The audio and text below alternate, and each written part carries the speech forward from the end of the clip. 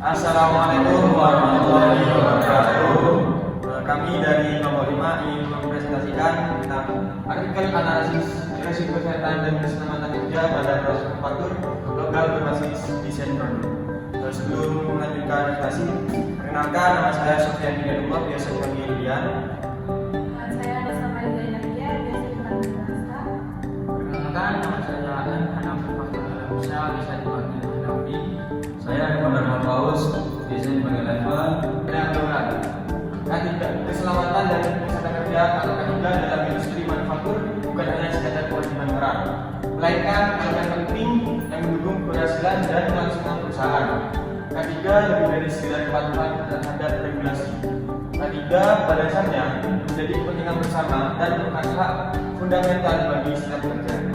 Risiko adalah praktik atau penjelmaan keterampilan risiko yang membuat peluang kegagalannya menjadi lebih besar. Tergantung dari cara pengelolaannya, taraf dampak mungkin berbeda pada sumber yang paling ringan atau rendah sampai fase paling berat atau tinggi. Melalui diskusi dan evaluasi, semua keterampilan bahaya dan risiko diupayakan kita lalu minimalisasi atau penyelesaian agar tidak terjadi ancaman atau kerugian lainnya. Risiko ini dapat terjadi pada siapa saja yang terlibat di lingkungan kerja, baik karyawan, kontraktor, pelanggan, atau pihak lain. Jenis risikonya pun dapat bervariasi, tergantung pada jenis kegiatan bisnis dan lingkungan kerja yang terlibat. Beberapa jenis risiko yang paling umum diidentifikasi. Pertama ada risiko ergonomi, kedua ada biologis, kimia, mekanis, dan listrik atau elektrik. Kesehatan secara fisik bagi tiga, yaitu kesehatan fisik, sosial, dan sehat jiwa. Selanjutnya adalah tujuan penerapan keselamatan dan kesehatan kerja. Yang pertama ada jaminan kesehatan dan keselamatan kerja pegawai. Setiap pegawai harus dijamin keselamatan dan kesehatan kerjanya baik secara fisik, sosial maupun psikologis. Ini penting untuk melindungi mereka dari risiko yang mungkin terjadi selama bekerja. Kemudian yang kedua, pemanfaatan perlengkapan dan peralatan kerja secara selektif. Perlengkapan dan peralatan kerja harus digunakan dengan baik sesuai dengan prosedur dan standar yang berlaku untuk menghindari potensi bahaya atau kerusakan. Terus yang ketiga ada keamanan hasil produksi. Setiap hasil produksi itu harus dipelihara dengan baik agar tetap aman digunakan dan tidak menimbulkan risiko bagi. Yang keempat ada jaminan pemeliharaan dan peningkatan kesehatan gizi. Di pegawai, aspek gizi dan kesehatan pegawai ini diperlihatkan dengan menyediakan akses pada makanan bergizi.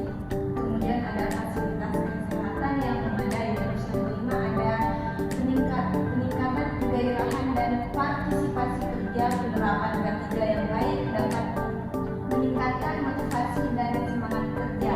Terus yang keenam ada menghindari gangguan kesehatan akibat lingkungan kerja. Ini menyebabkan gangguan kesehatan jangka panjang seperti penyakit pernapasan dengan gangguan-gangguan lainnya. Terus yang ketujuh itu ada rasa aman dan terlindungi bagi pegawai. Setiap pegawai itu harus merasa aman dan terlindungi. Kemudian ada prinsip penerapan K3. Yang pertama ada penyediaan alat pelindung diri atau APD. Terus yang kedua penyediaan buku petunjuk penggunaan alat dan syarat bahaya. Terus yang ketiga penyediaan buku petunjuk penggunaan alat dan syarat bahaya. Terus yang keempat tempat kerja yang aman sesuai standar syarat-syarat lingkungan kerja atau biasa disingkat SSLK. Terus yang kelima ada penyediaan penunjang kesehatan jasmani dan rohani. Yang keenam ada penyediaan sarana dan prasarana yang lengkap. Terus yang terakhir ada yang ketujuh kesadaran dalam menjaga keselamatan dan kesehatan. Manfaat-manfaat K3.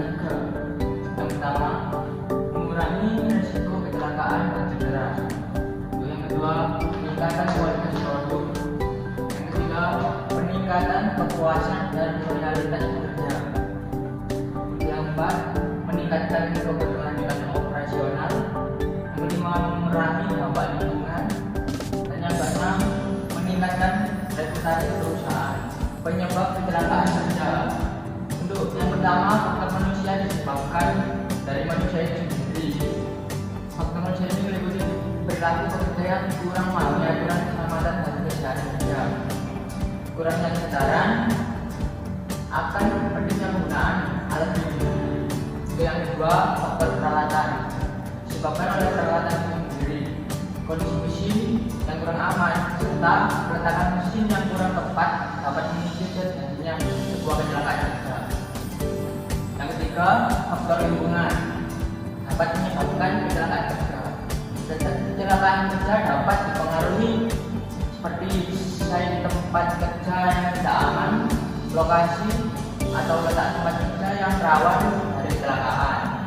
Faktor lingkungan dapat dicontohkan seperti pekerja yang bekerja di tempat yang tinggi, bising, dan suhu udara yang tinggi. Pencegahan kecelakaan kerja. Untuk mencegah kecelakaan kerja, yang pertama menghindari dan menjauhi perbuatan membuat kecelakaan kerja. Yang kedua, menggunakan alat pelindung diri atau APD. Yang ketiga, memenuhi syarat seperti ventilasi udara yang cukup. Yang keempat, melihat kondisi gedung atau tempat kerja. Dan risiko bahaya bisa berisi tentang satu, bahaya ledakan, dua, bahaya penyakit, bahaya kebakaran, dan bahaya elektrik. Kemudian secara bahaya kerja yaitu bahaya biologi, bahaya fisik, bahaya psikologi, bahaya kimia, dan bahaya ekonomi.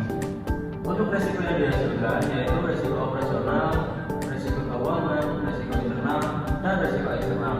Jadi untuk kesimpulannya yaitu pentingnya perusahaan untuk terus meningkatkan pemahaman dan penerapan prinsip-prinsip keselamatan kerja dalam setiap tahap produksi, mulai dari desain produk hingga proses manufaktur. Perusahaan sebaiknya berinvestasi dalam pelatihan keselamatan kerja secara berkala bagi seluruh pekerja, agar mereka lebih waspada terhadap potensi bahaya dan dapat mengambil tindakan preventif yang tepat.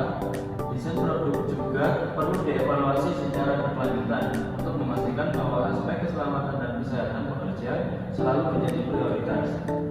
Sekian presentasi dari kelompok 5. Mohon maaf apabila ada salah kata atau salah perilaku, mohon dimaafkan. Sekian dari